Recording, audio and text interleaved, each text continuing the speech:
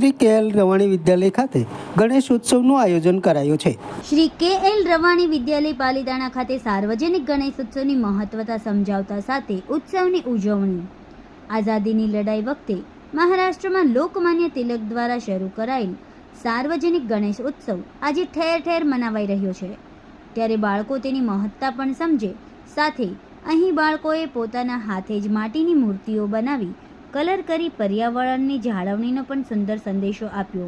તો શાળાનું જ બેન્ડ અને શાળામાં ઉગેલા વૃક્ષોના ફૂલથી સજાવટ કરી ખોટા ખર્ચા ન થાય તેનો પણ સુંદર સંદેશો આપતાની સાથે શાળાના આચાર્ય લાભુભાઈ ડાભી, પૂર્વ આચાર્ય યોગેન્દ્રભાઈ પટેલ, શિક્ષકો વંદનાબેન ભાલિયા, સુખદેવસિંહ ગોહિલ, યોગિતાબેન કલસરિયા, સંચાલક નાનુભાઈ ડાખરા, ગૃહપતિ આકાશ જેઠવા, તુષાર બારૈયા, વનિતાબેન ડાભી, સંગીતાબેન લાઠિયા સોએ સાથે મળી શાળામાં ઉત્સવ ઉજવણી સાથે એકતા અને સામૂહિકતાના પાઠ ભણવાનો સુંદર સહયોગ આપી ગણેશોત્સવની ઉજવણી કરી છે।